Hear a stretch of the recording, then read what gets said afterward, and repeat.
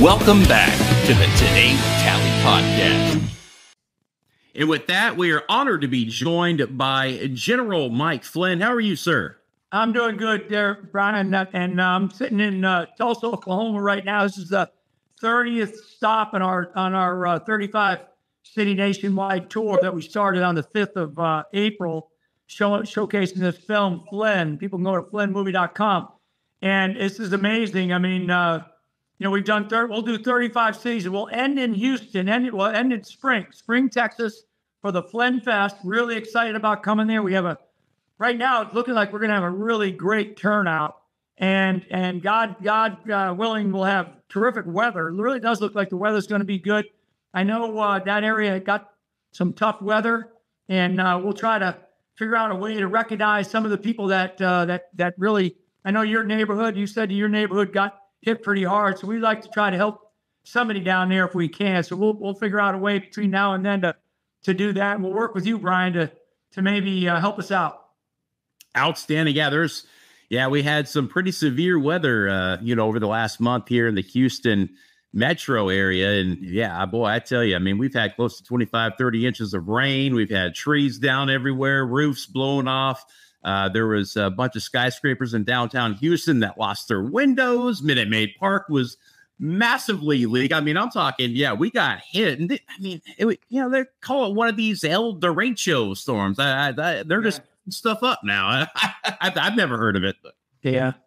I think that those kinds of things, and this is, I know we're off on a tangent here on this, but it means a lot to the people down there that we talk about this because, after a couple of days, people tend to forget. And I know that there were some people injured, but I do believe that there was at least 4 that I read about that were killed by this storm. And so there's some families that are going through some real serious times right now. And I want to make sure that wherever we can, and that's why when we come down there, we'll remind people again and recognize people because everybody is out there goes through a tough time.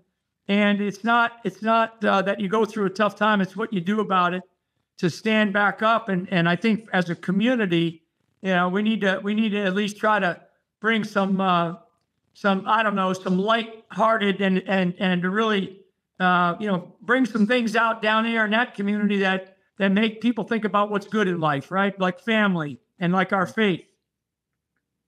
Amen, sir. Yeah, Houston, of course, has its fair share of big city problems and issues. But I can tell you one thing, that during hurricanes and, when these, severe storms come in and people are losing their lives and, you're under severe weather and tornadoes and floods, the city does a very good job. The people do come together, Yeah. And that's always very good to see. It kind of restores that hope, that, hey, not everything is bad here. We do have a lot of good still going on in this country. And again, that beacon of hope, is still out there and, with your fellow man and woman and helping. Yeah, and I think it's about people. I mean, I really do think the best thing about this country is the people of this country. And we still are the most giving nation on the planet. And I really want to encourage people that listen to this to really think about, give back to your local community, right? I mean, people always come up to me and thank me for my service to in uniform and all that. And I'm humbled by that, Brian. But I always turn it back around and I say, how are you serving your community? And I think it's times like this when we do need to have people, step up and maybe serve their community and just help out with whatever, with cleanup, help out with some of these families that got hurt really bad. There's people out there that need that kind of help. And that, that's the message. I do want to talk about this film, as you and I were talking about on the pre-show. The film really, and it's getting to the point of what we're talking about right now. It's, the big question is, what are you willing to fight for? What are you willing to stand up for? And I think for me, and I know as we were talking about it, because of some of the things that you've been through, family is a centralizing, is a converging factor in all of our lives, right? And some people don't come from big families or they come from broken families, but that bond between a brother and a brother or a brother and a sister or a mother and a son, I mean, those kinds of bonds are strong, they're lasting, and those are the kinds of things that we should cherish and hold on to. That's what we're willing to fight for. It's like I tell people, I didn't go overseas to fight our enemies overseas, which I did a lot. I didn't go overseas to fight our enemies because I hated our enemies. It's because I loved our country. I love my community. I love my family. And that's why I fought. And that's why most soldiers, who spend time overseas fighting, are these endless foreign wars. Now that's why they fight. They fight because they love something, right? They love something more than themselves, and not because they hate. So I'm really, really excited about coming into spring. We weren't sure that we were going to do this. In fact, initially we had not had spring, and then our good friend that's with us on this tour, Bianca, who's wonderful, and so she got us in touch with some great people. I think you were one of them, Brian, and we were able to organize this thing, and we're really looking forward. I think there's a website. They can go to FlynnFest.com as well, I believe, right? Yes, it's TexasFlynnFest.com. I know Jameson Ellis and Project Defiant are the ones behind this all. Yeah. They've done a tremendous job, driving the energy up in this area, and really are getting, there's so many people here and so many local patriots that are excited to come out and not only meet you, but to hear your message of hope and to watch this documentary and to leave a different person.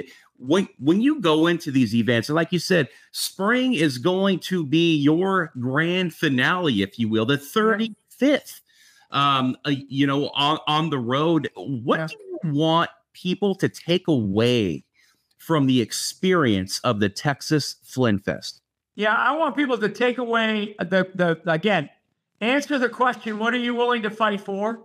And I want people to realize that the destiny of every single one of us as individual citizens in this beautiful experiment in democracy called a constitutional republic, that it is a very fragile thing.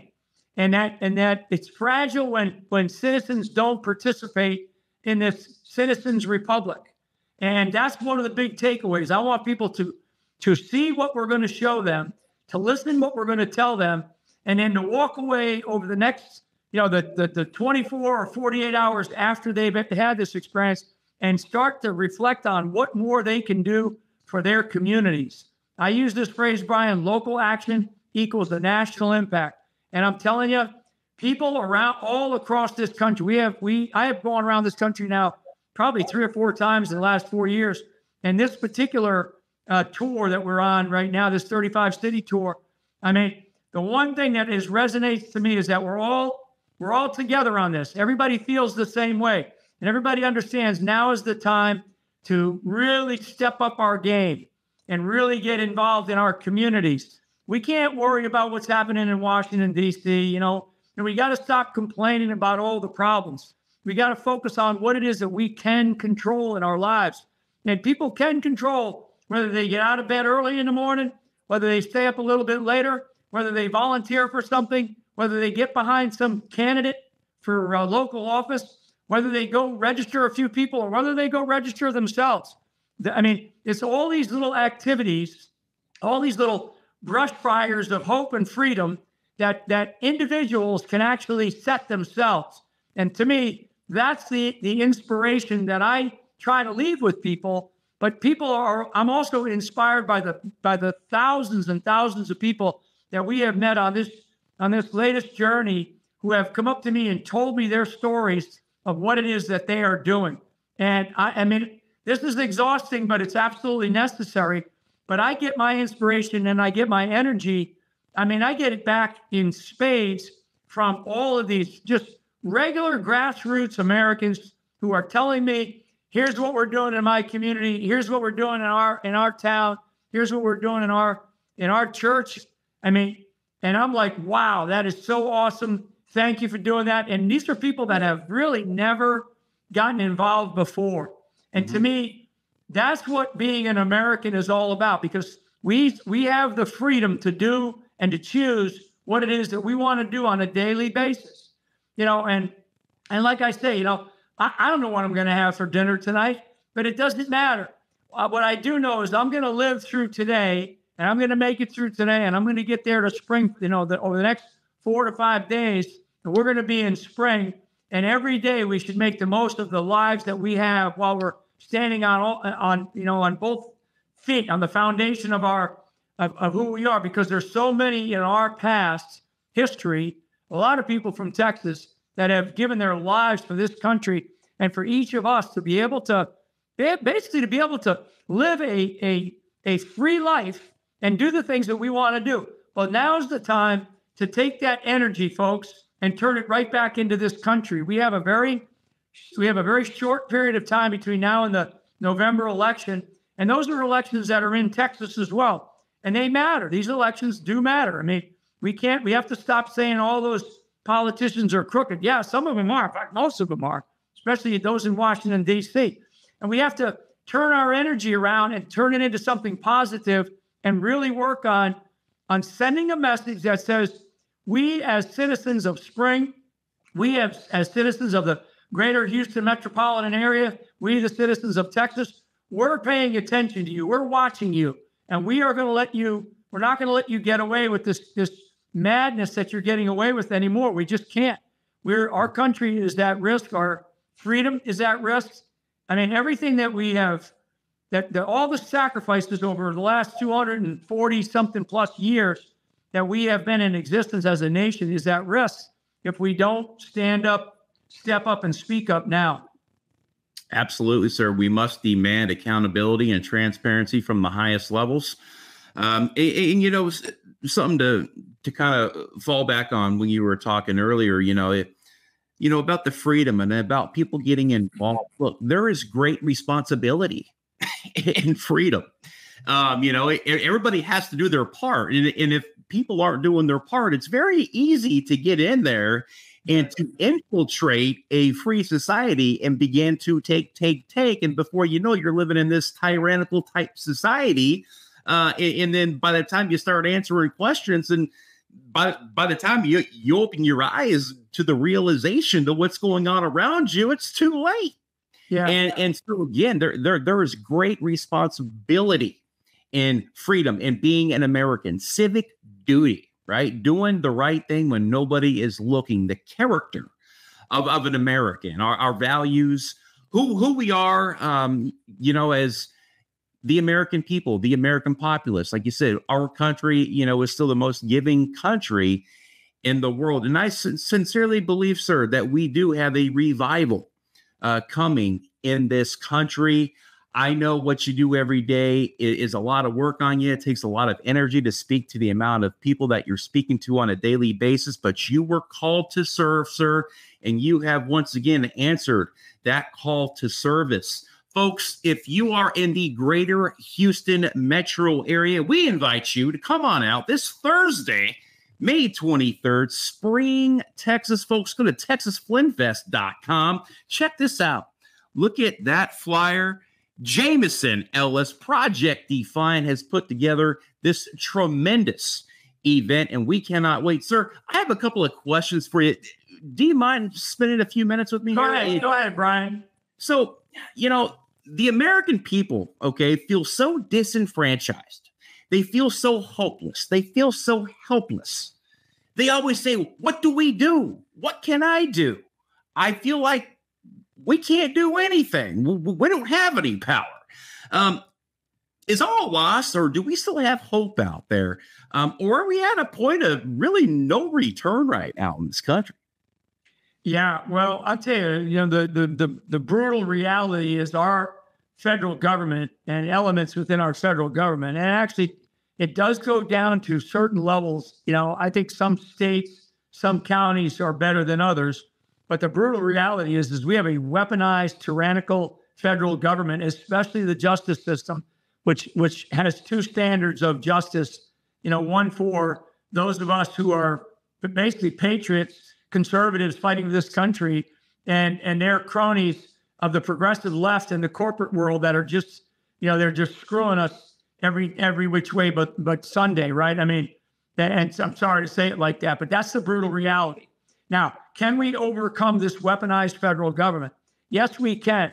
but we have to do it from the ground up. We can't do it from the top down, right? We have to do it from the grassroots level on up, from the bottom up. That's the cause of freedom. That's the cause that we must now choose. It's not to try to, overtake the federal government. That part, I honestly think that there's giant parts of our federal government that are lost, and God help us if we can get back in charge by, in this November at the federal level, particularly the White House, then we can start to really take a hack at some of the severe reforms that are necessary. But see, most people, Brian, cannot control that. That this deep state, this tyrannical, overreaching federal government. Most America is down at the grassroots level. They can't control that. So what I tell people, Brian, is take control of what you can, right? And that's when people say, well, I don't know what to do. What can I do? You can take control of your life. You can take control of your time. You can take control of your resources. Heck, if you have nothing better to do, you can pray, right? And prayer, I always tell people, is the most powerful weapon system known to man. So if you feel at a total loss, stop, go get a quiet corner and reflect and say a few quiet prayers to yourself. And maybe that power of prayer will resonate in your life, and it will cause you to feel a surge of energy to go physically get involved, because this is a spiritual battle that we are clearly involved in. It is an intellectual battle where nobody knows what to believe anymore. And so you got to go and dig. You got to research. You got to trust people like yourself and your great podcast. There are others out there. There are other great voices out there that are basically speaking truth to power. I mean, you don't have to always agree with everybody, but listen and pay attention. And then, if you like it or not, if you believe it or not, then that's fine. Go find another outlet. Go find another source of information. But we have to get intellectually prepared for this spiritual battle that we are involved in. But this idea of control, people can take control of their lives instead of allowing others to control it, right? If you stand there and you say to yourself, what more can I do? What can I do? That means that you're not in control of your own life. You're not in control of your own destiny. And I know that most people, if they really thought about it, they would say, no, you know what? I'm going to start going to work at this volunteer cause over in my community. I'm going to go find a candidate because we are in a political battle right now. We are waging political warfare in this country. If we don't win this political war that we are in, we're going to become a socialist nation. And we will become a socialist nation and I mean socialism and communism very fast if we don't win this political war. And this political war is not, 500 years out. It's facing us in the next 6 months. In the next 6 months, we have to get this right. But where does it start, Brian? It starts at the local level. You got to win back the state reps, the state senators, the town mayors, the election council, the election commissioners, the school boards. That's where we fight. That's where our cause is. That's where people must get involved. That leads me into the next question, General. The spiritual battle, taking control of your counties, taking control of everything at the local level. And you just said the school boards. Our next generation of Americans, kids from, high school, college, it seems as if they're so easily influenced. The amount of propaganda out there is insanely, extremely dangerous. Yeah. And so many kids out there feel so confused. They don't know up from down, left to right. A boy, am I a girl? The socialism, the communism, the Marxism, propaganda. It's almost as if it's a new fad to hate America. Well, how can we begin to even change how far down we are this rabbit hole? I mean, I can't. I would have never in a million years imagined seeing what I'm seeing now, having college students climb flagpoles in prestigious universities across our country from sea to shining sea, remove the American flag and put a Palestinian flag.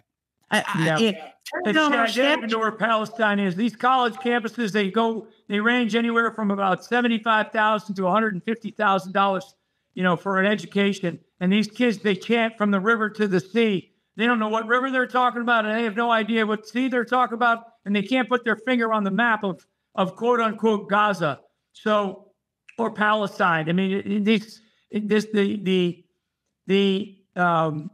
amount of money and resources that are being poured into this country from outside people into this country into college campuses is I mean, it's treason, number one. It is sedition, number two.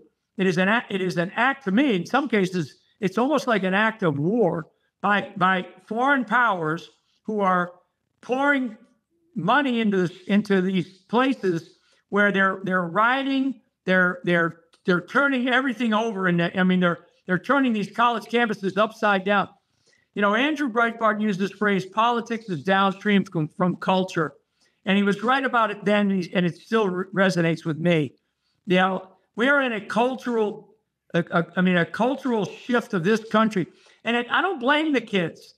I don't blame the young people. I blame ourselves. I blame people like me, at my age group, in my generation. We've allowed the Department of Education to take control of the minds of our youth, and that's been going on. The Department of Education was stood up in the late 1970s. It was actually activated by Jimmy Carter, President Carter. What a complete waste of presidency he was. And this department needs to be shut down. If I was, king for a day, I would shut the Department of Education down. And that would only be the beginning, because education is where you inculcate culture and you can change the culture. And that's what the communists have done with our education system in this country. And I'm not throwing that word communist out lightly. I'm saying it very precisely.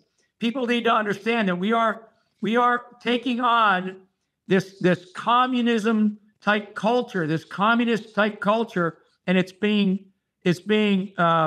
we're really being bombarded with inside of the education system. And this has been going on for a long, long time.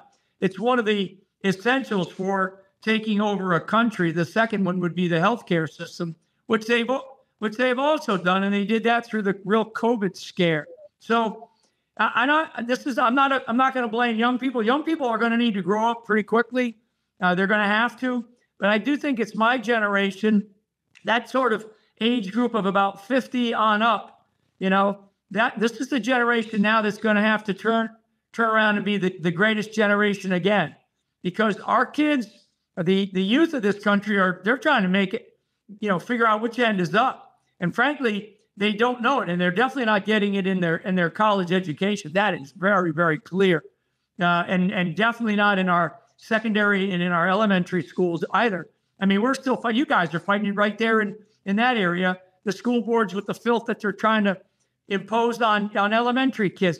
This craziness about letting boys, change in girls' locker rooms, letting boys compete on girls' sports, right? I mean, you don't see people screaming to have a woman, be the center or the middle linebacker for the Pittsburgh Steelers or the Houston Oilers, right? I mean, give me a break.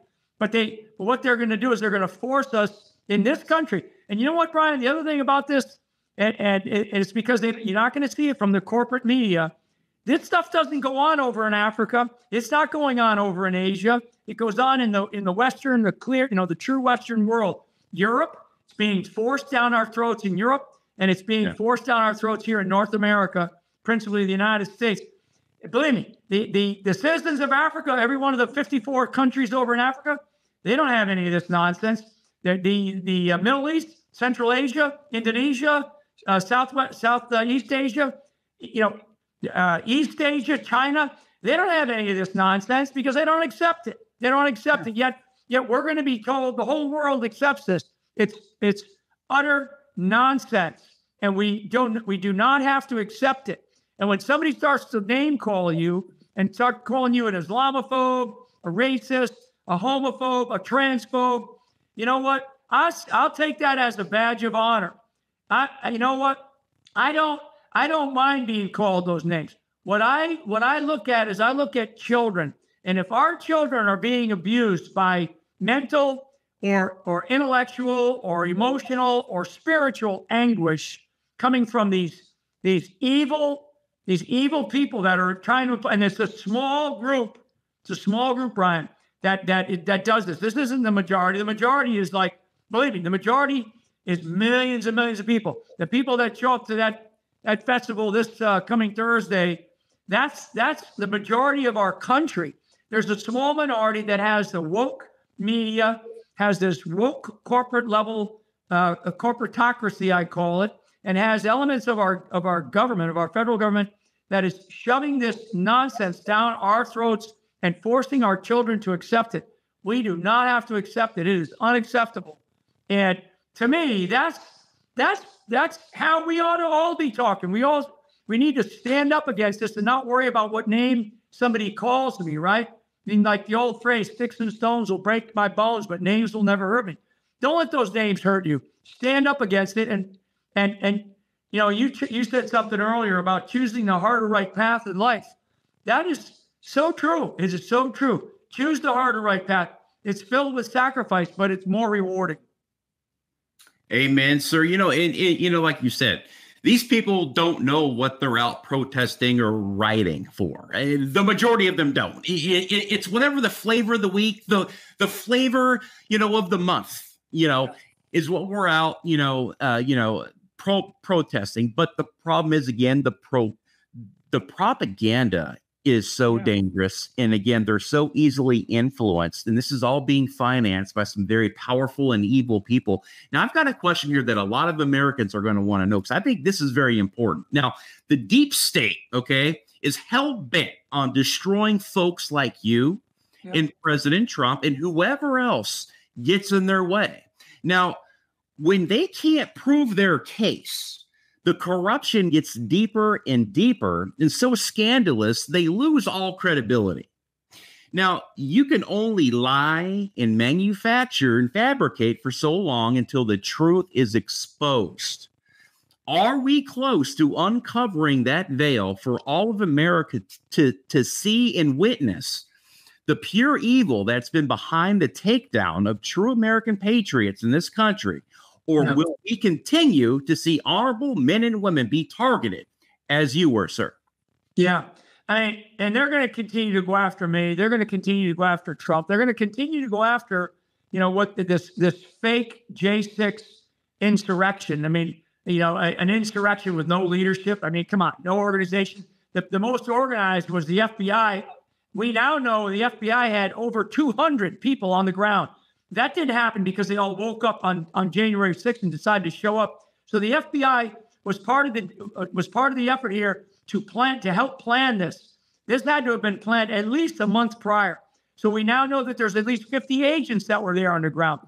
If you haven't, for your audience, if you haven't paid attention to Clay Higgins out of Louisiana, Congressman Clay Higgins, who's been running some great hearings on the J6, that's another effort that they're going to continue to come after the grassroots. And they're going to continue to come after guys like me. Well, wait and see what they do to Donald J. Trump here, President Trump here this week in this hearing that he's in New York, the sham trial. The deep state they are in fear of any of us coming back into government. And one of the things that will be their downfall, and I know this because it happened, I saw it, I witnessed it, I lived it. Their arrogance will be their downfall, because just as you said, you cannot keep the truth down. The truth always rises to the top. And Americans everywhere across the country continue to fight for the truth to come out. And when it comes out, believe me, it's ugly. It hurts. It will hurt their side. And at the end of the day, Brian, and I'll wrap up with this with you, these people must be held accountable. We cannot continue down this path of this beautiful country called a constitutional republic without holding people accountable. That's one of the strengths that our founders gave us, and one of the character traits that our founders gave us was this idea of accountability, equal accountability for all under an equal and fair justice system. And that's the way we're going to have to move forward. So thanks very much, Brian. I really am excited to meet you when we get to spring, and appreciate having some time with me this morning. Guys, if you have not seen the documentary, go check it out. It's Flynn. It's brand new.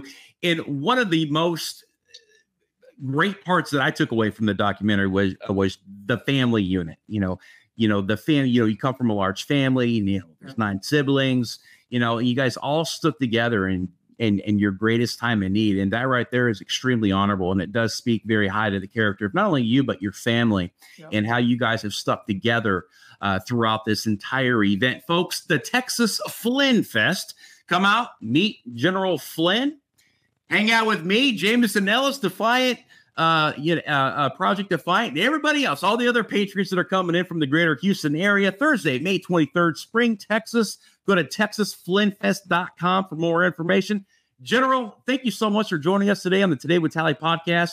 I wish you nothing but the best of luck today in Oklahoma, and we can't wait to see you in a couple of days, sir. Yeah, folks, say some prayers for our continued safe travels. We really had a great experience going around the country, and we are very excited about coming into spring. So thank you very much. God bless. We are going to wrap this sucker up. Hey, it's going to be good. It's going to be good.